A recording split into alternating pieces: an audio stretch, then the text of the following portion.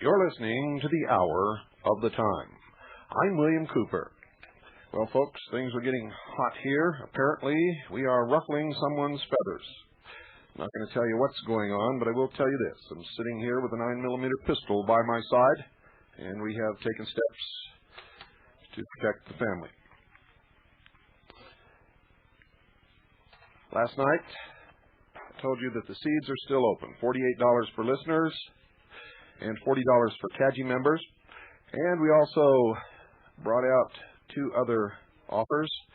The pantry, 3 months for one person, or 1.5 months for two people. It's 4 cases. Shipping weight is 87 pounds. Remember, whenever you order this stuff, you pay freight upon delivery. The retail price of the pantry unit, 3 months for one person, is $380. $380. For listeners to the Hour of the Time, the price is $300, and for CAJI members, $290. Let me tell you that again. The retail price is $380. For listeners to the Hour of the Time, the price is $300. For CAJI members, $290. We also did the emergency unit. We'll feed one person for 1 month. The retail price is $213, and I believe we brought it down to $290 for listeners and $280 for CAJI members. So that will remain open as long as we are doing the reruns while we are moving into the new research center, folks, and make sure that you take advantage of it. The seeds are a fantastic bargain. These other two offers are also fantastic bargains. To feed one person for 3 months for $300 or $290, dehydrated food, it's nitrogen packed in enameled cans, is a fantastic bargain. If you can find it cheaper somewhere else, I recommend that you get it. But let us know where it's cheaper and send us their official price list so that we can compare. And anytime you can do anything like that, we'll always try and see what we can do. But we're rock bottom as it is. So take advantage of it. The address is Post Office Box 1420, Sholo, spelled SHOWLOW, Arizona 85901. That's P.O. Box 1420, Sholo, Arizona 85901. If you listen at the end of this broadcast, the address will be repeated again. Please make all checks or money orders out to Annie, A-N-N-I-E. Don't go away, folks. We'll be right back.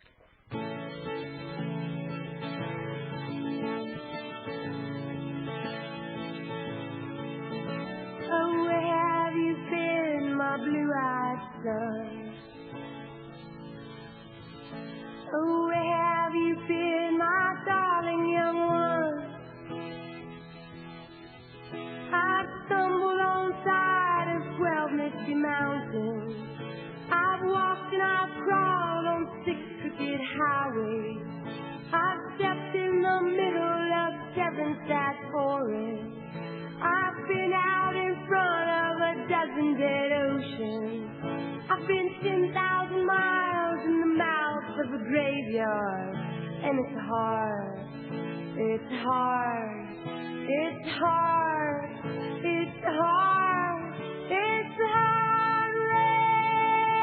Rain's gonna fall. What did you hear, my blue-eyed son? Oh, what did you hear, my darling young one? I heard the sound of a thunder that roared out a warning. Heard the roar of a wave that creaked around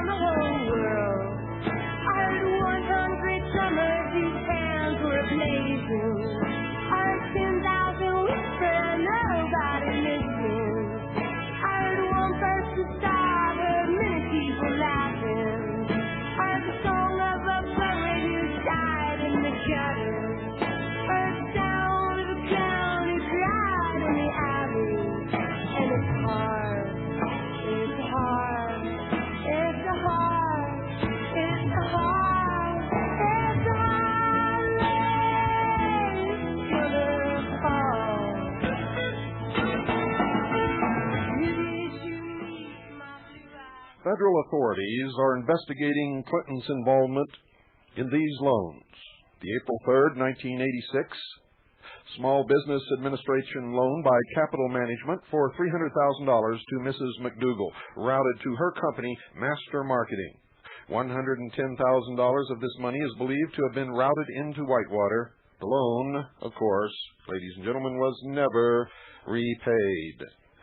A February 28, 1986 SBA loan by Capital Management for $150,000 to Castle Sewer and Water, which involves Tucker and others, also never repaid. Castle Sewer and Water also defaulted on more than $860,000 in Madison loans. Again, never repaid. An October 3rd, 1987 SBA loan by Capital Management for $150,000 to South Loop Construction Corporation, Tucker's company. Guess what? Never repaid. A February 21st, 1986 SBA loan by Capital Management for $65,000 to the Communications Company in Fayetteville, Arkansas, owned by Steve Smith, Clinton's former aide. The firm's purpose was to manage Democratic political campaign. Now, who could that be? It declared bankruptcy in 1992 and defaulted on the loan. Again, never repaid.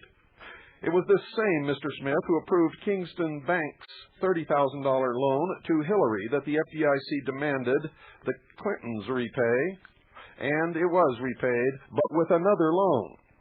A January 10, 1986 SBA loan by Capital Management for $149,000 to Campobello Realty, James McDougal's and Chris Wade's venture, never repaid. These SBA loans were supposed to go to minority business owners who could not obtain financial and other assistance, but Clinton's officials required them to use the money, and they leased the space from McDougal. This was done, folks, at a cost of more than $5,300 a month for 2 years, according to federal law enforcement sources. Investigators want to know whether the lease was inflated to allow for the $2,000 a month retainer for Mrs. Clinton. 5 other building owners had submitted lower bids to house the ADFA in better locations, but they were passed over at the insistence of Bill Clinton for McDougal. Remember, folks, this comes from the research of CAJI members, the research of myself, William Cooper, and a man named Nick Guarino. Now we come to some of the real meat of the matter, the Clintons and their bond and drug dealers. The Clintons' association with bond and drug dealer Dan Lassiter began in 1979 at the Oaklawn Racetrack in Hot Springs, Arkansas, where Bill's mother, Mrs. Kelly, had a box next to his. Lassiter was the founder of the Ponderosa Steakhouse chain. He was very wealthy by the time he met Mrs. Kelly and Clinton's half-brother, Roger. The racetrack friendship soon blossomed into an introduction to Clinton, who was trying to regain the governor's mansion after losing the November '79 election and having money troubles. It was his association with the Clintons that spurred him to open a bond trading firm. Lassiter gave Roger Clinton a job and Bill Clinton major campaign contributions. Bill added Lassiter and Company to the exclusive list of firms eligible to underwrite state bond issues. This classification generated millions in dollars of business for the firm. Lassiter contributed huge sums to Clinton's ongoing political campaigns, sponsored lavish drug parties at his office, paid off Roger Clinton's drug debts, encouraged his staff to donate to Clinton, promising higher commissions to compensate them for their expense, and frequently flew Bill around the country in his private jet. Clinton, dear listeners, for his part, sent Lassiter lucrative bond contracts for the state of Arkansas. Bond issues were one of Clinton's main vehicles for patronage and largesse for him and his cronies. Most of these bonds were issued through the Arkansas Development Finance Authority, which bundled local bond issues to make them more attractive to buyers. ADFA was created in 1985 by Mr. Clinton to expand the state's authority to issue tax-exempt bonds to develop property in Arkansas. Investment bankers in the state and a former ADFA official involved in government bond contracts say it was common knowledge that companies headed by political supporters of Mr. Clinton received favored status for government awards, including business loans through ADFA bond issues. In a letter to the FBI, the former official said that many of the ADFA's bond sales were intended, quote, as political favors or repayments for campaign support, unquote. In other words, ladies and gentlemen, if you wanted an ADFA bond issue, you played ball with Bill Clinton, and some of your money had better go into his campaign fund. These ADFA bonds were the height of cronyism. Clinton and his friends were able to use them to loot over $1 billion with a B, and now we're getting to the real money, $1 billion with a B dollars from investors. Many of these so-called public project bonds were nothing but shams. They are almost guaranteed to default, leaving thousands of investors with huge losses. And where is the money? Where, dear listeners, is the money? Doing the complex legal work and sending the bonds to market was a bonanza for law firms and underwriters. Hillary's firm got much of the legal work on these bonds. One such contract was the 1985 bond issue to pay for the Arkansas police radio system. Ironically, it was this system which was later used to bust Lassiter on drug charges. Clinton got the Arkansas legislature to approve a contract for Lassiter to sell $30.2 million in the bonds. The contract netted Lassiter $750,000. Lassiter also was passed sweetheart bond deals for the Arkansas Housing Development Agency, AHDA, which awarded millions of dollars in tax-exempt bonds. Altogether, the firm received $1.6 million in brokerage fees for 24 separate tax-exempt bond issues. Representative James Leach of the House Banking Committee is expected to widen his probe of the Whitewater-Madison affair to include these bond deals. Quote, what you have is a picture of Milken-esque economic entanglements in microcosm in the state of Arkansas, unquote, said Leach. These sweetheart deals continued while Lassiter and two of his partners were under investigation for cocaine distribution. Lassiter later was sentenced to 30 months in prison. Although Bill Clinton had personal use of Lassiter's private jet and was rumored to have attended Lassiter's parties, where cocaine sometimes appeared like a blizzard in a veil, as usual, Bill was completely uninvolved and had no knowledge whatsoever. Don't know nothing about no drug parties. Don't know nothing about no jet. Don't know nothing about no savings and loans. Didn't get no money from Whitewater. No knowledge. And, of course, folks, he certainly did not inhale. Even after Lassiter was sentenced to prison, the bond issues continued to flow to his firm. Patsy Thomason, who is presently on Clinton's staff at the White House, was made executive vice president at Lassiter's firm. She was given power of attorney to run the company in his absence. She handled $664 million in Arkansas bond contracts for him. Ms. Thomason is now a Clinton aide at the White House. Where else would she be? Now, why would Lassiter give power of attorney to a Clinton aide if he wasn't Clinton's surrogate all along? I know Clinton's name isn't on it, but he was clearly the one with the power. The Lassiter story would die here, folks, except it gets even more intriguing when you find out how Hillary and her partners at the Rose Law Firm tie into all this. And later, we'll get to a little airstrip in a town called Mena. It's similar to her long-established pattern. The banking officials hire her to sue Lassiter. She fails to disclose her friendship with him or his role as benefactor to her husband. She negotiates a secret out-of-court settlement for far less than the government could have expected to receive. But first, some background. You see, Lassiter's bond trading firm expanded its business beyond Arkansas. He signed deals to trade Treasury bond futures with several savings and loans, including First American Savings and Loan in Oak Brook, Illinois, and Home Federal Savings and Loan in Centralia, Illinois.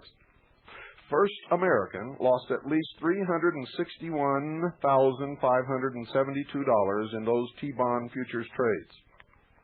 Dan Walker, president of First American and a former governor of Illinois, sued Lassiter for unauthorized trading. They had general authority to trade, said Walker, but they were supposed to call us each time they made a trade, and they did not do that. Walker also alleged that Lassiter's firm committed mail wire and securities fraud in the unauthorized trades. His suit never made it to court, however. Walker himself was charged by federal officials of lending himself $1.4 million in federally insured deposits. He was eventually convicted of bank fraud and perjury. Federal regulators seized First American. The FSLIC decided to pursue the $3.3 million suit that Walker began against Lassiter. Of course, they hired the Rose Law Firm. Who else? And the suit was assigned to, guess who? Hillary Clinton. And guess who else, folks? It gets even better. Vincent by God Foster, who later became Deputy White House Counsel for Clinton and who was found dead last July. Hillary and Foster negotiated a confidential settlement. The result, Lassiter paid the government $200,000 in return for a dismissal of the $3.3 million suit. No charges were filed, and he walked away scot-free.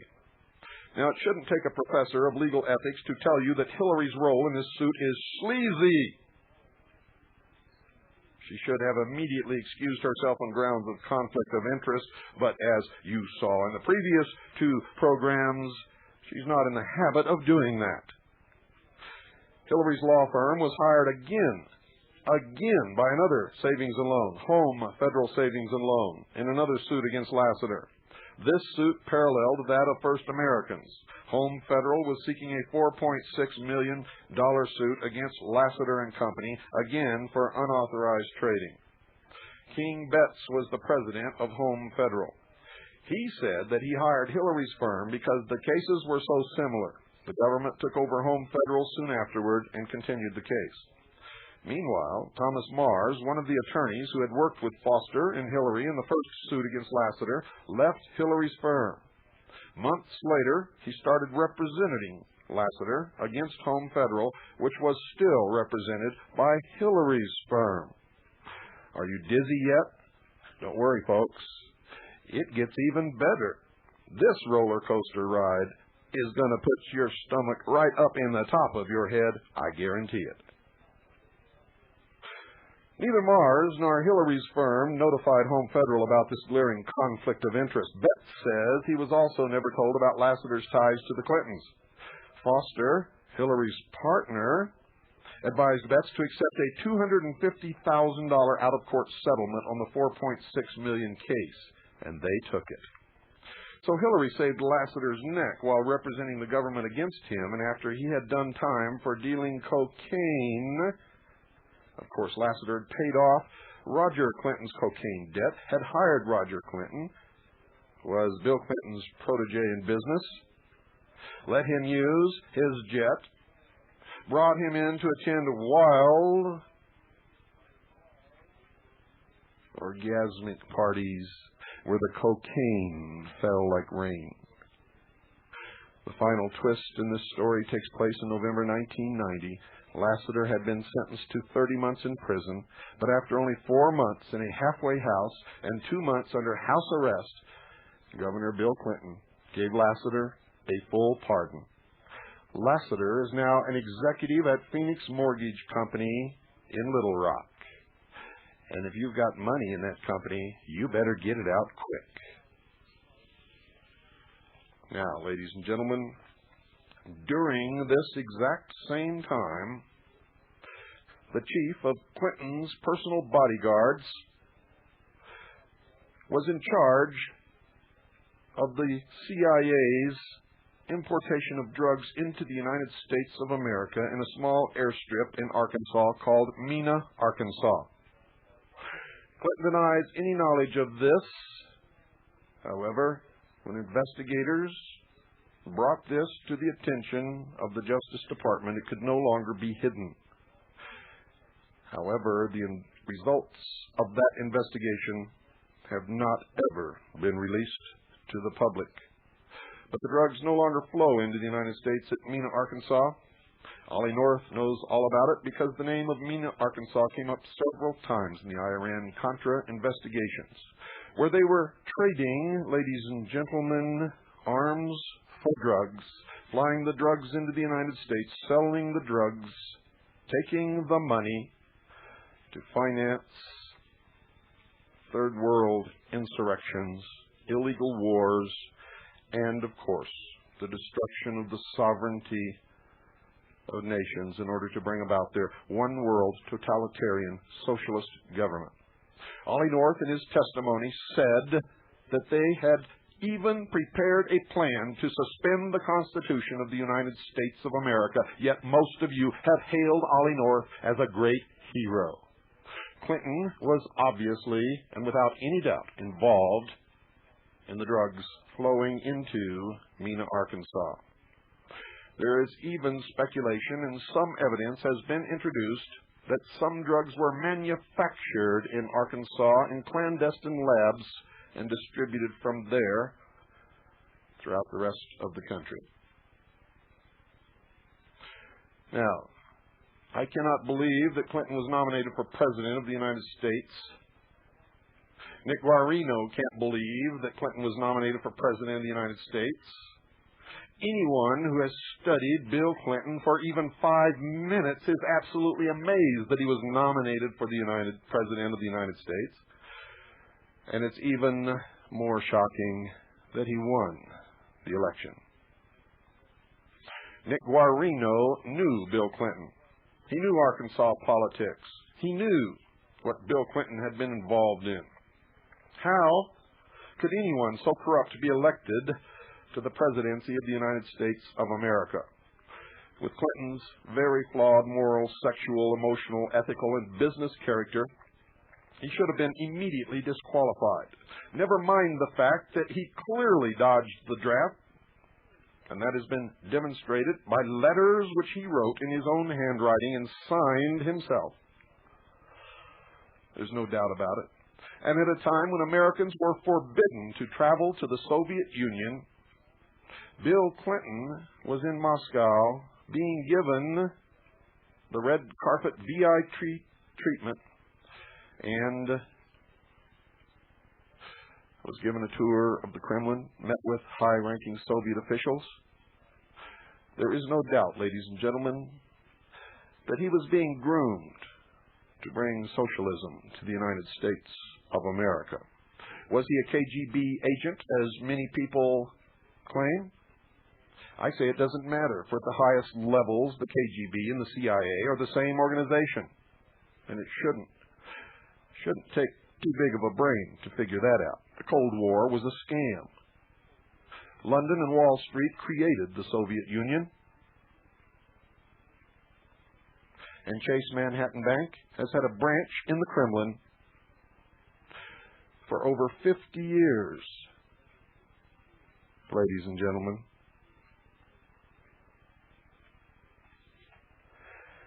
Do you realize that for the first time in our history, a man was running for president while he had been referred for a criminal investigation and possible criminal indictment by an independent federal agency, and the press didn't even discuss it?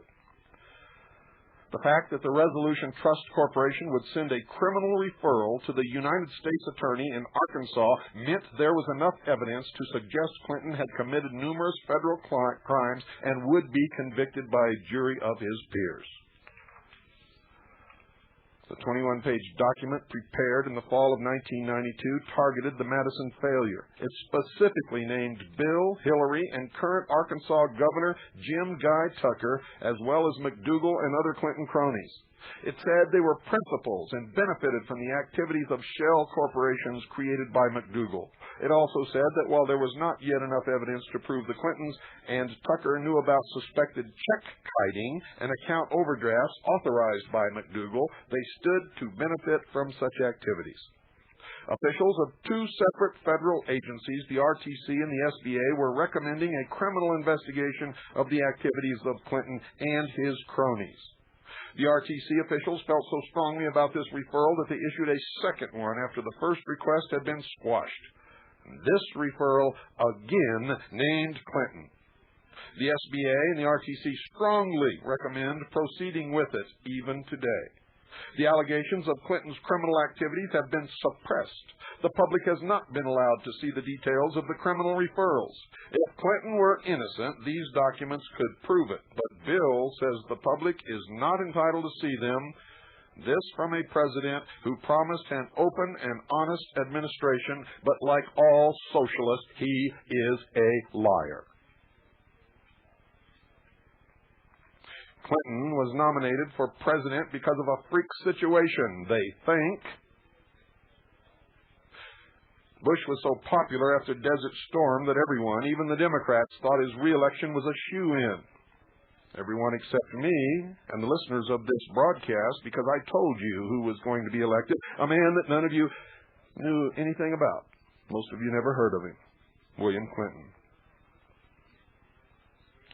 None of the front-runners in the Democratic Party wanted to risk losing the election. They all panicked and jumped ship. Now, that's what the public is supposed to think, ladies and gentlemen. The truth is, the Bilderberg Group meeting in Baden-Baden, Germany in 1991, the most powerful men and women in the world met and chose Bill Clinton to be the next president of the United States. And as soon as my intelligence reports came to me that this was their decision, I announced on the air, on this broadcast, that William Clinton would win the election. No doubt about it. There was no need to even consider another candidate winning. And he took the election. You see, George Bush also knew the decision of the Bilderberg Group, and that's why he did not campaign. H. Ross Perot also knew the decision of the Bilderberg Group, and that's why he campaigned to split the conservative vote and then backed out. And that's why Pat Buchanan went around the country taking votes away from conservative candidates also. They split the conservative vote to ensure that candidate Bill Clinton would fulfill the wishes of the most powerful, richest men and women in the world. And the only place you heard about it was on the hour of the time. At first, it didn't look like Clinton had a chance, folks. Most of you never heard of him. Most of you never checked into his background. Most of you never asked any questions, especially if you were a Democrat or a liberal or a socialist. But the months passed, and the excitement of the Gulf War died down. Public sentiment began to focus on our economic woes at home. George Bush failed to campaign, and Clinton was promising a new social order that would end all our worries. Americans believed him because they were desperate. We were in a recession and sinking deeper. Truth is, it was a depression. Many, including some Republicans, blamed Bush. They wanted anyone who promised better times. The real culprit is the Federal Reserve. They can create depressions, recessions, inflation, anything they want, any time they want, and the president is powerless to stop it. Clinton was making the promise that the public wanted to hear, and the public, you, the sheeple, were unwilling to see his flaws. At any mention of his unsavory past, Clinton's spin doctors created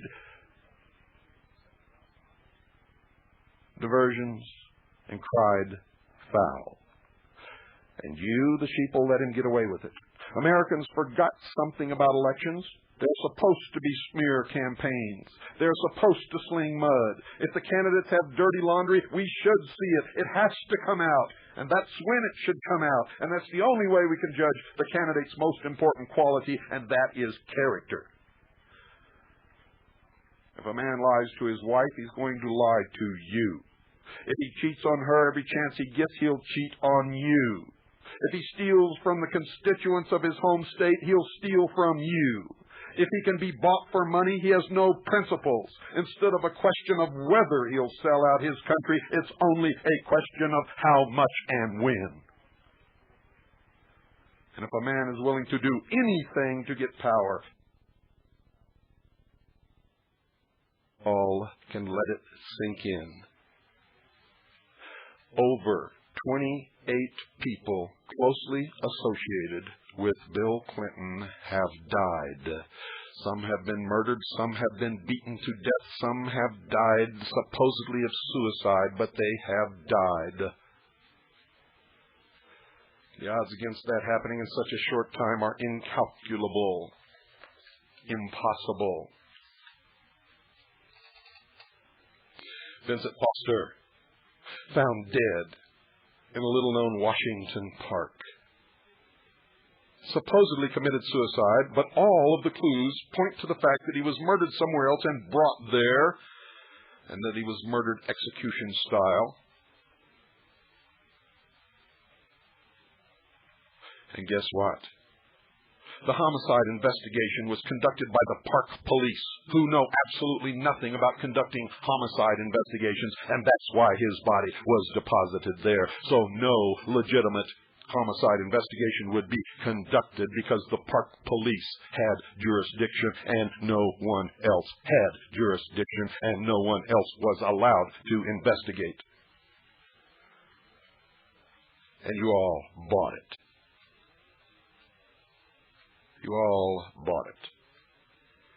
Bill Clinton is the most dangerous political figure of this century.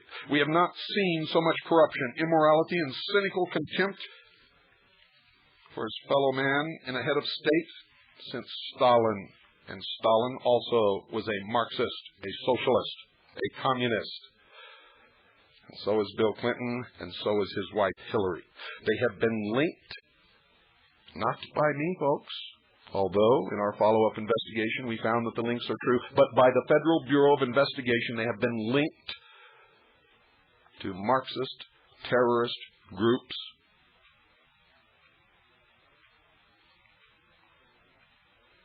Hillary, during her whole life, has been a supporter of socialism and has been linked directly to financial support of Marxist terrorist groups. Yet the American public don't want to hear this. Don't want to hear it. Clinton's contempt permeates everything he does. How many of you have noticed that sleazy little stupid smile that he always has on his face, even when he's talking about something tragic? It never goes away. It is a symbol of contempt. It is the outward display of what he's really thinking inside. There's a sucker born every minute. That's what he's really thinking inside. I always get the feeling that he can't really believe he's where he's at, and he gives himself the credit, even though very little of the credit belongs to Bill Clinton. As an Oxford schoolmate, Jackson, an honorable man, said of him, Clinton derives pleasure from manipulating and deceiving people, and how well we've learned that. He said he had kept silent about Clinton for years, but, quote, it just seemed too serious a thing that the American people would elect him as their leader, unquote.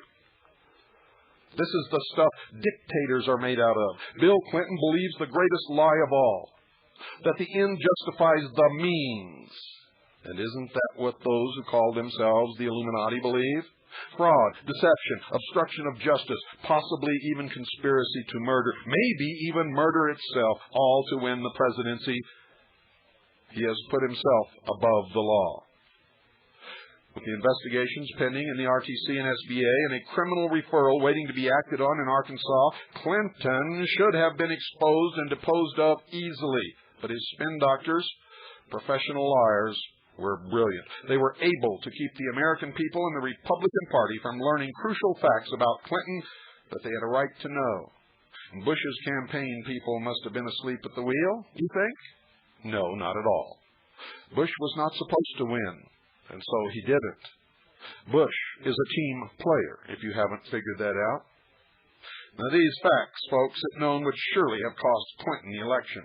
But Clinton made sure they were covered up.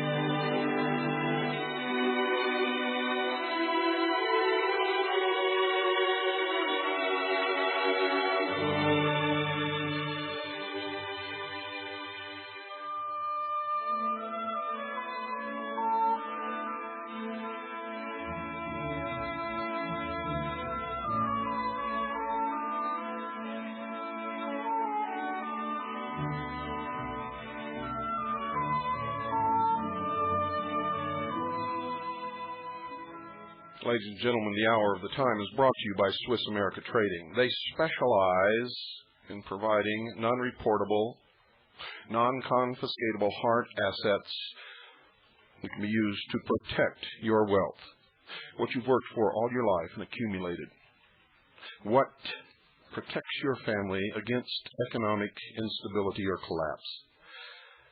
Now, if you don't have your assets, your money, your savings, your property covered, at least in part, by something that has proven throughout the centuries to hold its value in total economic collapse,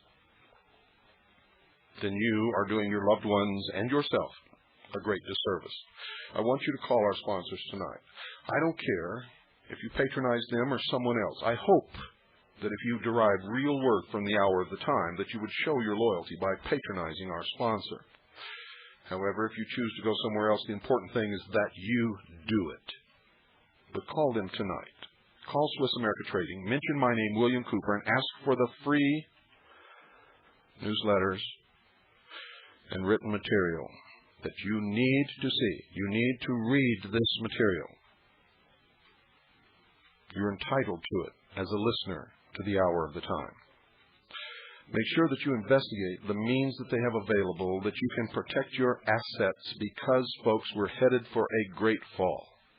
I've been warning you for some time now, and it's getting closer all the time. Do it now. You'll be glad that you did. And while you're at it, thank them for sponsoring the Hour of the Time. Call now, 1-800-289-2646. That's 1-800-289-2646. You'll be glad that you did.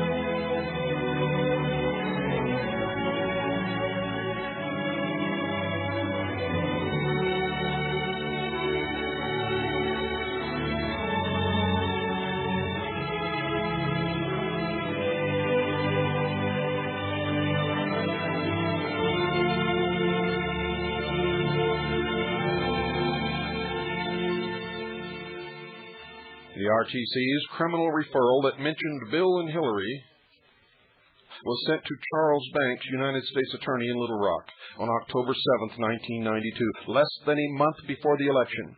Banks' chief assistant, Mac Dotson, immediately sent an urgent report to top United States Justice Department lawyers. He said the Clintons were named as possible beneficiaries of McDougal's criminal activities in the referral. Dotson wrote that he believed further criminal investigation is warranted. This should have led to an immediate criminal investigation. It's standard procedure. If it were you, you would have been arrested and thrown in jail. And the American people should have been told that the Democratic nominee for president who was leading the polls might be a criminal who could soon come under indictment. But former United States Attorney General William P. Barr says he did not find out about the urgent report until just before the election. The United States Attorney's Office in Little Rock apparently concealed the RTC criminal referral from him. It has been revealed that the Little Rock office failed to put the referral into the computer reporting systems. If they had done so, the referral would have been brought to the attention of senior officials. But by the time the Attorney General did find out, it was too late. Clinton won the election. Barr was soon removed from his post, and the referral died. RTC field officials must be very convinced that the Clintons were involved in criminal activity with McDougal, because they have issued new referrals with even stronger documentation, and that is also withheld from the public. Again, the referrals named Clinton, Hillary, Tucker, McDougal, and Ward, as well as numerous other big borrowers and Madison officials. This is highly unusual. Once a referral like this is dropped, it usually stays dropped. But they have the assistance also of the Central Intelligence Agency in suppressing this information. For if the investigation were righteously pursued, it would lead directly to the doorstep of the Central Intelligence Agency. The field officials who issued the referral have even gone so far as to appeal to top RTC brass in Washington for guidance. But Washington has refused to intervene. It's not surprising Clinton fired the head of the RTC last year and replaced him temporarily with his old college roommate, Roger Altman, another crony. Altman, who is also Deputy Treasury Secretary, working for the International Monetary Fund under the United Nations, has refused to take any action against his good friend. Altman was supposed to fill the RTC spot for only 1 month while Clinton nominated a full-time replacement.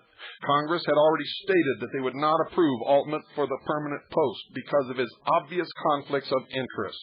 This from Congress!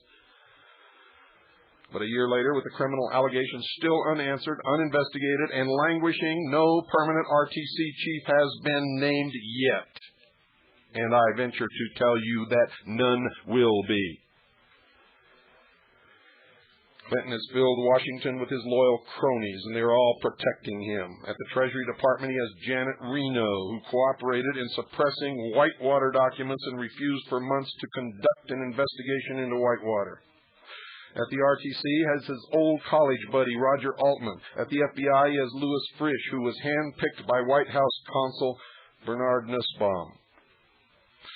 And I think I said Treasury Department for Janet Reno. I meant to say Justice Department. I hope you will forgive me. In Arkansas, he has his new United States Attorney, Paula Casey. When Clinton's friend Altman refused to follow up on his RTC field officials' referrals, they were sent her in Arkansas, and this was October 1993. Casey, who was a Clinton appointee, campaign volunteer, and former student of Clinton's at the University of Arkansas, got the job after Janet Reno fired Charles Banks, the previous United States Attorney. It was rumored that Banks had been about to issue subpoenas on Whitewater Madison.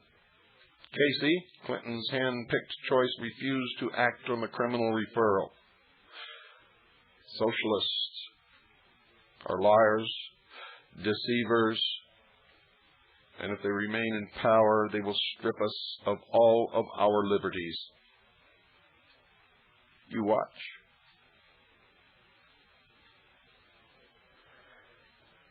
On October 27, 1993, a stack of new referrals on her desk, Casey finally responded to 6 months of RTC inquiries on the fate of their first referral, then a year old. She told the RTC she concurred with the Justice Department's decision to forego an investigation due to insufficient information. She lied. Days later, in the wake of news reports about the latest RTC referrals and question about her ties to Clinton and other senior Democrats in the case, Casey rescued herself from further involvement. That is, she removed herself from the case. But Clinton's buddies, dear listeners, aren't going to be able to protect him indefinitely. The House and Senate have recently both passed legislation authorizing a Watergate-style special prosecutor, and these bills need to be reconciled in conference committee, and you need to call your congressmen, your representatives, and your senators and insist that this be done, and that no stops be allowed. Robert Fisk, Clinton's hand-picked special prosecutor, has been so overwhelmed by the evidence that he requested and received a special grand jury in Little Rock to investigate the allegations against Clinton. This is the first time in the history of the United States that any president has ever faced a grand jury. But it will take a special prosecutor with subpoena and prosecutorial power, independent of the White House, to get the truth out, and he's going to have to be a man solid within himself, confident, at peace with God,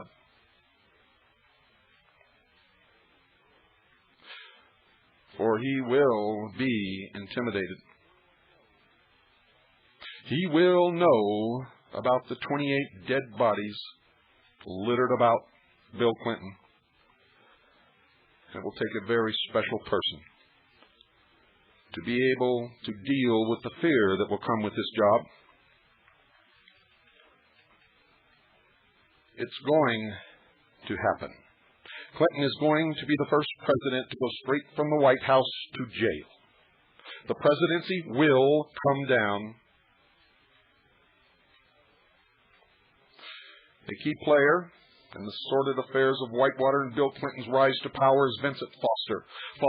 Foster worked at the Rose Law Firm, where along with Hillary and Webster Hubbell, he was a senior partner. Foster, dear listeners, was a fixer. He was deeply involved in the Clintons' S&L scams and cover-ups. He was the one who conned the FDIC into hiring Hillary to sue the auditors of her former client, Madison Guarantee, the Madison Guarantee that was paying her $2,000 a month retainer. Hillary and Foster convinced the FDIC to settle its $60 million case for $1 million. They also forgave a $600,000 loan to Seth Ward, father-in-law of one of their partners at Rose. Rose's fee was $400,000. Foster was also a key attorney, again with Hillary, in getting drug dealer Dan Lassiter off the hook in two other multi-million-dollar S&L scandals. Lassiter was being sued by the FDIC for $7.9 million. Hillary and Foster, while representing the government, got him off for $450,000. And when the chief of Clinton's personal security was found operating a large drug importation business in Mena, Arkansas, Foster covered up for the Clintons on that one too. These scams cost the American taxpayers at least minimum, because nobody can really tell, minimum $60 million. Well, they made a small fortune for Hillary, Foster, Lassiter, and their other cronies. It's also been reported by reliable witnesses that Foster and Hillary were lovers. Former law enforcement officials state that on numerous occasions they saw Foster and Hillary passionately embracing. They often spent weekends together at the Rose Law Firm's secluded cabin. When Hillary filed for divorce against Bill in 1986, Foster, the man she called her closest friend, was there for her. Foster played a key role in getting Clinton elected president. He proved the Clintons lost money in Whitewater by hiring longtime Clinton associate attorney James Lyons to lead up an independent audit. Clinton rewarded Lyons by naming him to a prestigious U.S. government advisory panel seeking peace in Ireland. This audit has come under heavy fire. And our opinion, my opinion, Nick Guarino's opinion, many of our chief CAJI operatives across this country, it was worthless. An entire year's worth of records were missing, and the auditors ignored countless documents, but Foster's ruse worked. When Whitewater was brought up during the campaign, Clinton pointed to the independent CPA audit that showed he had lost $68,900, the audit that had no records to audit. The press bought the story because they wanted to see their liberal, Marxist, socialist scumbag hero in the White House. Their dream of destroying the sovereignty of the United States and bringing about their new world order could be realized very quickly. After he was elected president, Clinton appointed Foster as deputy White House counsel. Foster was also acting as the Clintons' personal attorney, which should have been a conflict of interest. But his real job was to bury Bill and Hillary's sordid past, and especially Whitewater, as deep as he could. And of course, there are the clandestine meetings with Hillary, over which several Secret Service agents are said to have quit their job. And because of other allegations involving Bill and women that they were required to bring into the White House for him. It's on record. The problem was Whitewater wouldn't stay buried. Foster had been on the job only a few months, yet more and more damaging news kept coming out in the press about the phony losses, the tax returns that were never filed, the paperwork that was missing, Clinton's ties to McDougal, the missing money. Instead of getting hushed up, the whole affair was getting worse. And now, because of this broadcast, they can never bury it. For what the traditional press has hidden from the public, I have revealed. And every month, new investigations keep springing up on scandals that Foster was supposed to have handled. The RTC had sent a second request to the Justice Department in its ever-expanding criminal investigation of Bill and Hillary Clinton. It was clear this one wasn't simply going away. Travelgate. The sham deal in the White House travel office was coming unglued. FBI Director William Sessions was enraged that Clinton was trying to use the FBI to cover up his Travelgate and Whitewater messes. When Waco broke out, he was forbidden to travel to the scene and was eventually fired. The FBI was about to uncover the SBA Hale-Whitewater connection. Hale, a Clinton appointee, charged that Clinton had forced him to give fraudulent SBA loans worth millions to his cronies.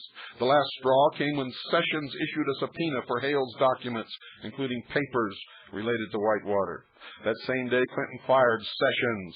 The first time ever an FBI director has been dismissed. Hillary was in deep trouble over her conflicts of interest in insider trading of healthcare stocks. The Whitewater cover-up was falling apart. McDougal had gone to an attorney in Little Rock and made a taped statement. Quote, "I could sink it."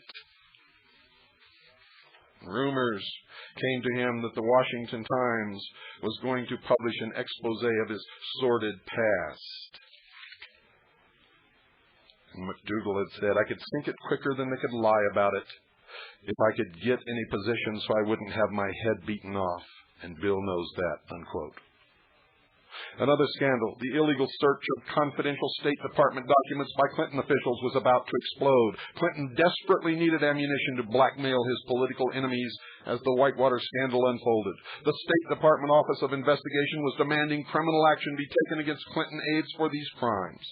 Clinton had a serious problem, folks. Foster knew all of the Clintons' dirty deals. He knew where the bodies were buried. He was party to many of them and was the hatchet man in charge of covering them up.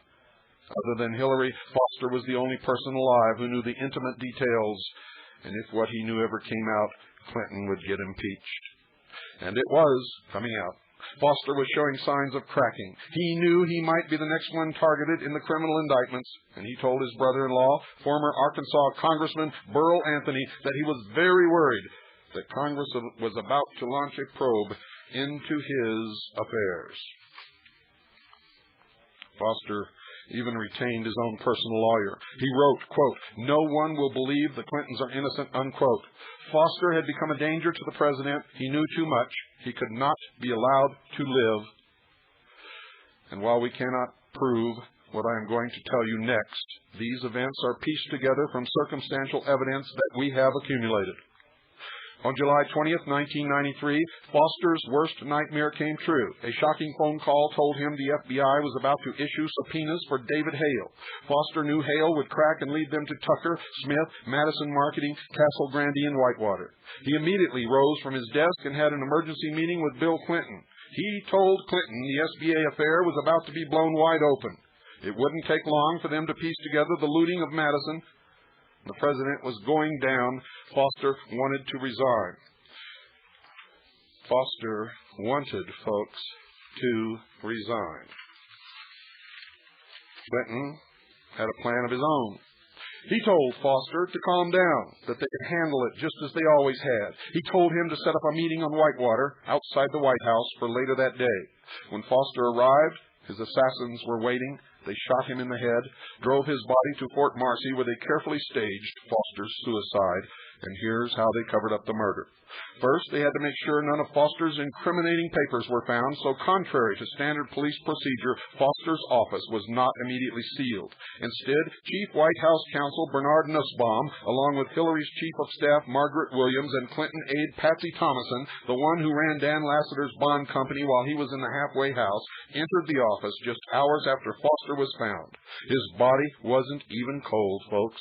They spent 2 hours rifling through his office, taking out the sensitive documents on Whitewater and Travelgate. Those documents have never been made public.